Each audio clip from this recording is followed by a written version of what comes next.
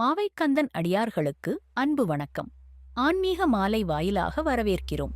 இக்கோவில் மாவிட்டபுரம் காங்கேசன்துறை வீதியில் அமைந்துள்ளது.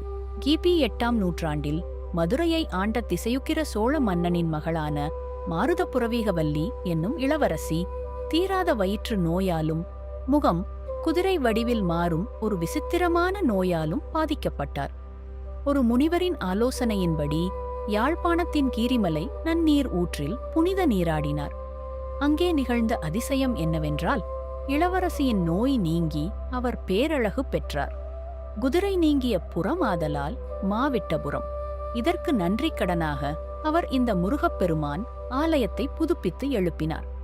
இளவரசியின் வேண்டுதலுக்கு இணங்க சோழ மன்னன் மதுரையிலிருந்து சிற்பிகள், தச்சர்கள், தங்கம், வெள்ளி மற்றும் கட்டுமான பொருட்களை அனுப்பி வைத்தார்.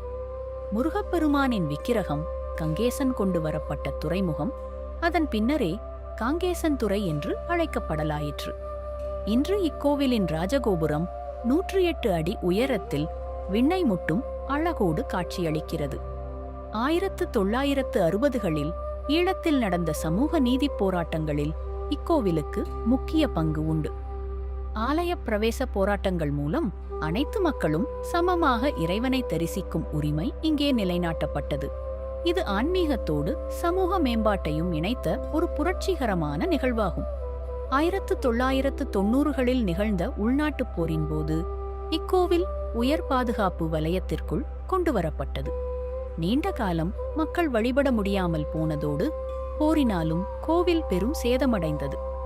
போர் முடிவுக்கு வந்த பிறகு 2011ஆம் ஆண்டு இக்கோவில் இலங்கையின் தொல்பொருள் பாதுகாப்பு சின்னமாக அறிவிக்கப்பட்டு தற்போது மீண்டும் புனரமைக்கப்பட்டு பக்தி மனம் பரப்பி வருகிறது.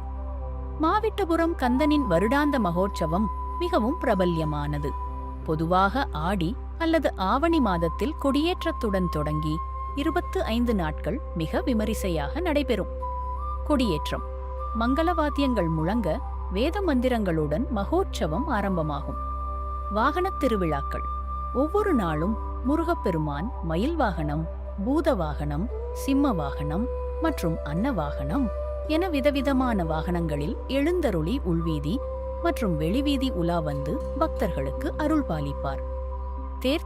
திருவிழாவின் சிகர நிகழ்ச்சியாக அமைவது தேர்திருவிழா.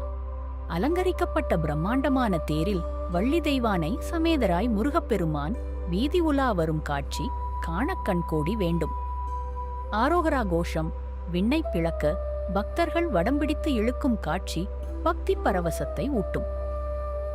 தீர்த்த திருவிழா தேர்திருவிழாவிற்கு அடுத்த நாள் வரலாற்று சிறப்புமிக்க கீரிமலை கடலில் தீர்த்தோற்சவம் நடைபெறும்.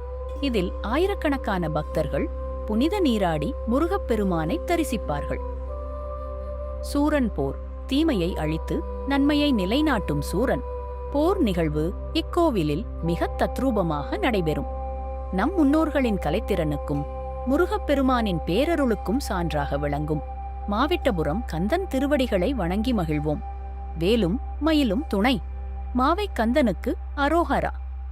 எங்களது பதிவு உங்களுக்கு பிடித்திருந்தால் மறக்காமல் லைக் மற்றும் ஷேர் செய்யுங்கள். இது போன்ற பல பயனுள்ள தகவல்களை தெரிந்து கொள்ள எங்களது சேனலை சப்ஸ்கிரைப் செய்து இணைந்திருங்கள். தங்களின் ஆதரவுக்கு மிக்க நன்றி.